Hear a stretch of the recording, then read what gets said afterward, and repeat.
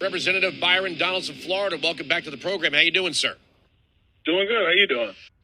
You know, I had Dr. Mariella Roca top of the hour. She made her campaign announcement, first national announcement here, and we were talking about the spending problem. And it really is something. I'm sure you saw the interview with Marjorie Taylor Greene where she was asked, and she didn't say anything radical or crazy or off the deep end. She said, "I think we have a spending problem," and this is really a huge divide between right and left, conservative, progressive, Republican, Democrat. They think the answer is that we don't tax enough. We know the problem is that we spend too much. Right. No, it's 100% correct. Look. People need to understand this. We're collecting more tax revenue into the federal government now than we ever have in the history of the country. It's not even close. Like back when Barack Obama was doing budgets, I mean, that seems like ancient history now. He wanted to propose a $4 trillion annual budget. And at the time, everybody was freaking out because we only took in about 3.2 to 3.3 trillion in tax revenue. Andrew, we're taking in about $4.5 trillion in tax revenue today. And Joe Biden wants to spend $7 trillion. Like, it's insane. And so you need somebody who's going to come in and just be like, no, we're not doing it. And it's not going to be caught up in the mess with the media or the niceties of Washington, because the niceties of Washington hasn't really gotten the American people anywhere. It's actually let us down more often than not. And we just got to get down to business and drive hard bargains, hard compromises. And that's what we need. You have a background in finance and banking, correct? Yep. I remember that interview with Joy Reid where she was acting as if you had no idea what you were talking about. And this is the serious problem that we have. These people literally do not believe there's a spending problem. When they ask you what you would cut, no matter what you say, they make it sound like the world will come to an end. They will throw things in your face like school lunch programs. And if you say, well, I think we need to, cut back on maybe foreign aid or some of this, green energy nonsense, they make it sound like you want to burn the country to the ground. And I thank God that Republicans are now taking it seriously. Things like the penny plan, the congressional rescission. I mean, I know this stuff is all going to die in the Senate. I'm not Pollyanna about this, but it's right. Really great to see Republicans taking these serious, proposals into consideration, because the penny plan, the congressional rescission, and the flat or the fair tax would achieve everything we say we want to happen. But the Democrats think this stuff is a question of morality. No, you're totally right on that.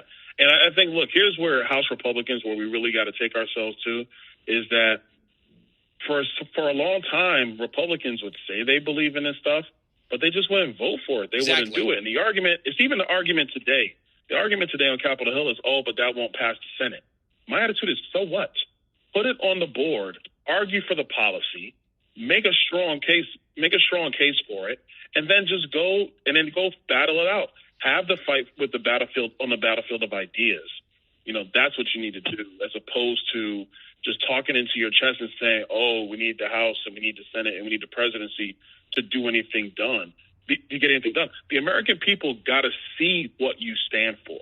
It's not good enough just to talk about it in campaign ads or when you're doing television hits or radio hits like we're doing with you right now. Like, that's all well and good, but you have to vote for it. You have to put it together. You have to stand on it and compare our plans to the Democrats, because, listen, Andrew, they have no plan. Joe Biden's plan on Social Security is to allow for a 24% benefit cut. That is his plan, because he doesn't want to do anything. He doesn't want to talk about it. So for every senior citizen listening right now, understand what Joe Biden wants is for your benefits to get cut 24%. And don't forget the inflation. And don't forget the effects of inflation. I mean, when they say, well, we're going to bring down inflation. Well, when's this happening? I mean, it's clearly not transitory. It's fixed at about 6%. You haven't made any policy changes. As a matter of fact, you want to spend even more. So you want to print even more money, which is going to devalue the currency and cause prices to rise. I just don't understand what people think is going to come is coming out of this White House, out of this administration, that's any different from last year or the year before. No, I totally agree. It's not going to change, and I think this leads us into where we're going this next election cycle. Things with our border, all the things that we've already been talking about. If you think Joe Biden is going to somehow moderate and get the country where it needs to be, you're fooling yourself. He's not going to do that. He is going to continue to follow the radical left's agenda. And also, and look, I'm not in, what are the Democrats calling now? It's ageism or something like that. I don't look at it that way. It's called competence. He does not have the competence or the ability to say, you know what? This stuff isn't working for the American people. We're going to reverse course. We're going to shift. Like, I don't know if you remember, it was like last year sometime, and this is when his border strategy was blowing up in everybody's face, including his. And he came out and said, well, you know, maybe we are going to have to cut down some of these asylum applications. And the squad went berserk on him for like a day. And he said, oops, no, never mind. We're going to continue like we've been doing. This man is not a leader who's currently the president of the United States, and it's hurting us all. Let me ask you, I want to ask you one banking question, then I want to get onto Donald Trump's indictment here in New York City.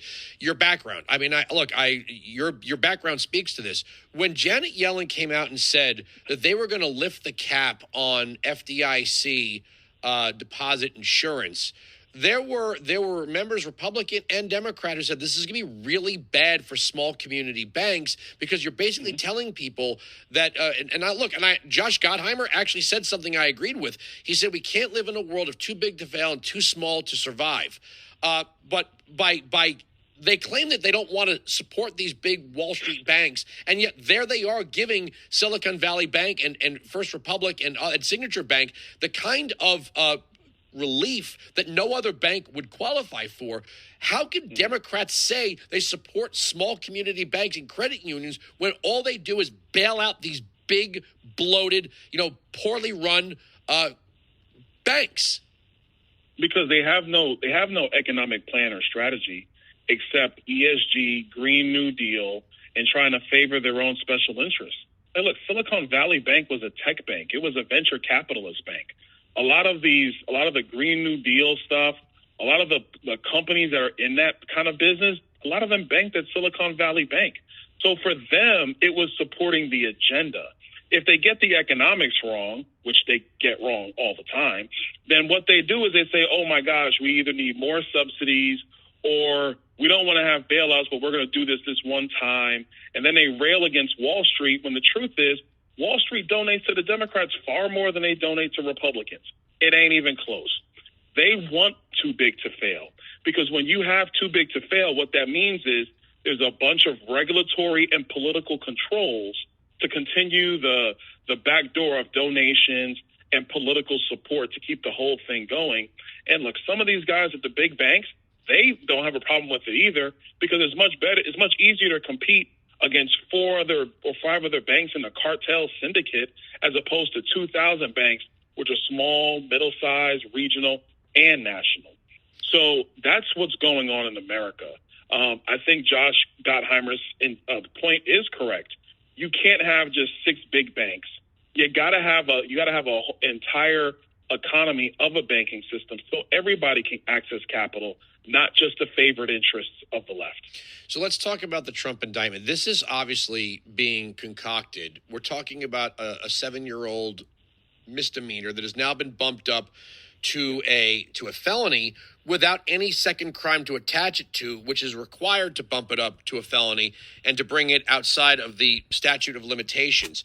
And if it fails here, it's going to be Fulton County. If it's not Fulton County, it's going to be Jack Smith. It is obvious that there are some prosecutors that want to keep Trump on the fore in a negative light. So we're not actually talking about Biden's border policy. We're not talking about inflation. We're not talking about China. We're not talking about Russia. We're not talking about gas prices or food prices. We're talking about Trump's parking ticket. Yep. You're 100% correct. Look, their mission is, one, to just bleed them dry in terms of having to have hire lawyers all the time to be in all these different jurisdictions. Number 2 is to keep everybody's focus off of Joe Biden, who is without question the worst president in the modern era. Like, he is terrible. And I slow down and enunciate properly. Terrible at his job. And Americans are suffering. So you can't have a political environment where they're talking about their policies and about what they've actually done, because the difference between Donald Trump and everybody else is he was actually president, and he did a great job, actually, especially compared to Joe Biden. It was great. So if you compare resumes, compare outcomes, and compare ideas, unless you are just a Democrat, just a vote Democrat, and you're just a liberal, why would you vote for that? I think that's the strategy, that's the plan, which is why the media is not pushing back on Alvin Bragg, talking about where's the substance in your indictment. They're saying, oh, well, he'll have a day in court and we'll see where this is going. Last thing on this, the media loves this stuff. They're going to make more money off of the coverage of Donald Trump than anything else. So, people need to understand the media companies are for-profit enterprises. And as much as the crazy left hate corporate profits, the media people love corporate profits, and nothing brings money to the cash register like Donald Trump. That is true. And all I would ever say, and I try to have civil conversations with people who don't agree with me, do you prefer life today or 2018 to 2019? Because if when you look back just a couple of years ago, we had 1.4% inflation. We had $2 a gallon gas. We did not have record high food prices. There were no shortages of anything. The border was under control. Russia was less aggressive, and China was at the negotiating table over trade. Yep. All that was happening, all of it. And it's all been unraveled because you had a change in, one, a change in political idea, two, the most feckless person to lead the country. And when you combine those two things, bad ideas and weak leadership, it's a recipe for disaster, and America's paying the price. Do you feel like that Biden is he's just there? He's just, it's really the hard left that is just putting things in front of his face to sign. I don't feel like any of these ideas are really his at all. Well, I don't think he really had an idea at any point in his political life. He reminds me of that guy that jumps in front of the parade and says, oh, look at me, everybody's following. Yeah, that's him. He doesn't have an original idea, but he's a craven politician who wants to go down in history.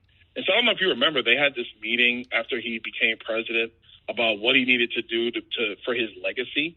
He is focused on being remembered. He's not focused on what matters for the American people, because a president looking at the country right now would say, you know what? I can't have these people coming across the southern border. It's just not fair to the American people.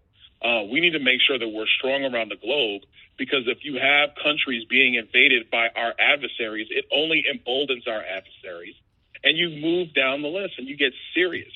And I think that if he decided to be serious, he would find Republicans who would be willing to work with him to do positive things for the country. But the man's not serious, no real ideas. It's the radical left that's pushing him to do all this stuff, and he's going along with it. Yeah, and I will say to any voter, a vote for Joe Biden in 20 just means another 4 years of what we're going through right now. And we have not, really fully experienced what this open border is going to do to our education system, our healthcare system, what it's going to cost us. The Foundation for American Immigration Reform puts it at $150 billion that we're spending just in covering the cost of migration. It's $5 million a day here in New York City where I'm broadcasting. A day. Yep, you're absolutely right. And listen, you know what the future is going to be? Look, go ask Eric Adams, because he's begging us for money to take care of the migrant problem that's being caused by Joe Biden. Yeah, I got to leave it there, sir. Always a pleasure to have you on the program. We got to cross-book you over at Salem News Channel. Thanks for your time. Anytime. Thank you.